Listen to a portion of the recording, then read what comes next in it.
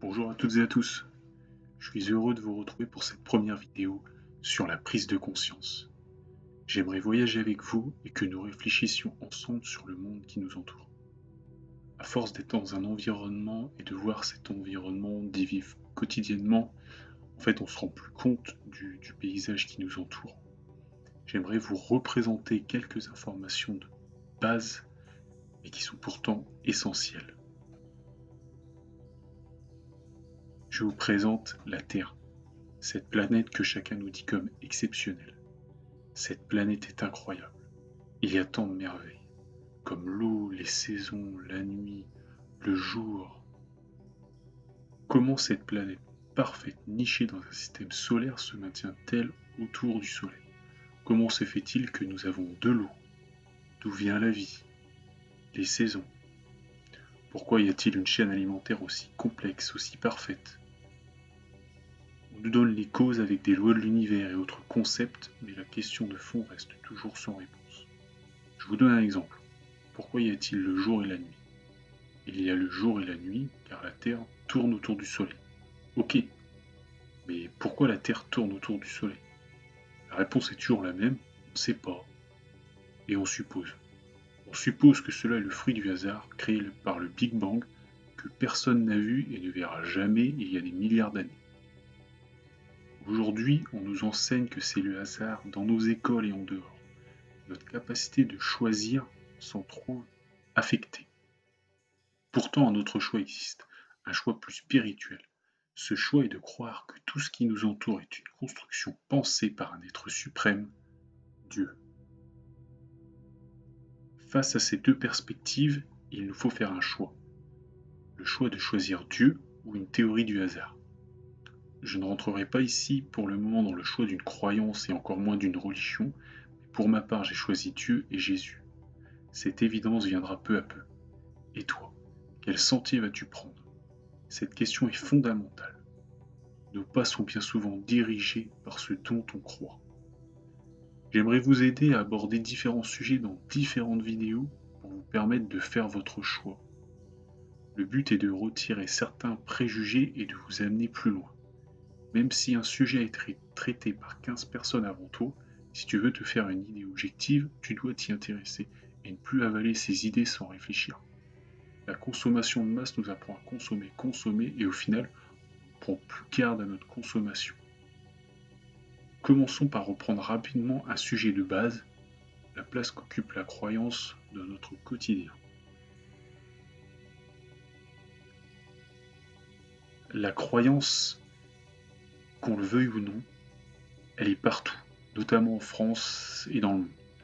Lorsque tu notes la date, par exemple, le 15 décembre 2020, on est en 2020, après Jésus-Christ.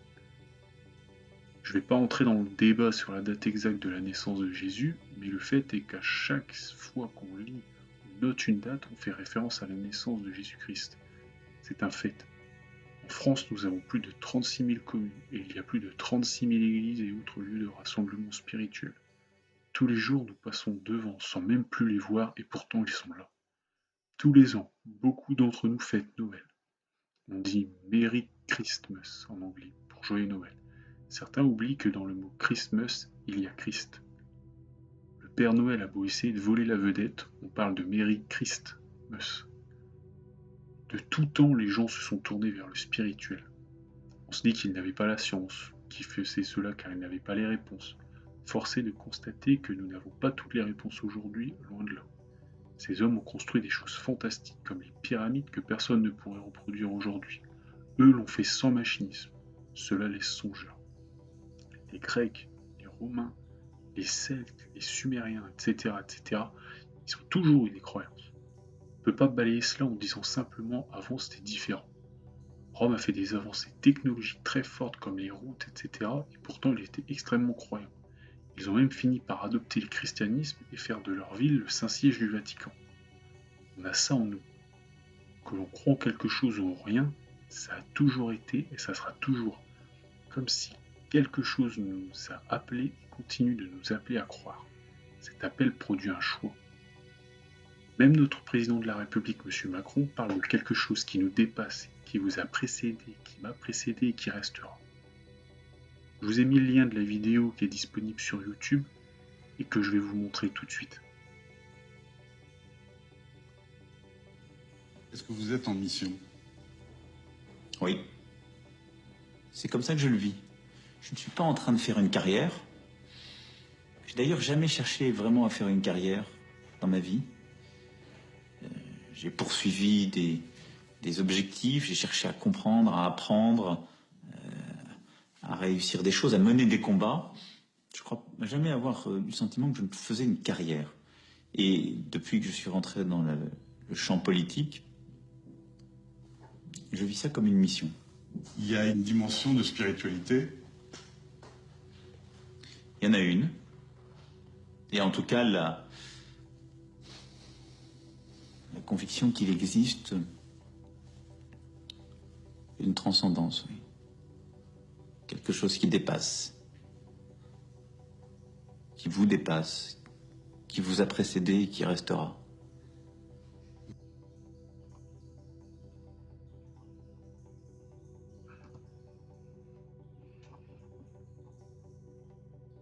La croyance sera toujours en interaction avec ta vie.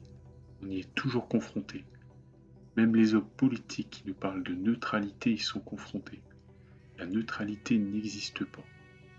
Tu dois faire un choix, choisir un chemin, une voie. Quel chemin vas-tu choisir? Ce chemin va guider tes pas et donner une direction à ta vie. Telle est la question fondamentale que doit se poser n'importe qui.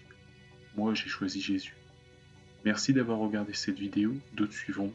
Je t'engage à les suivre. Bonne journée à toutes et à tous. Que Dieu vous bénisse.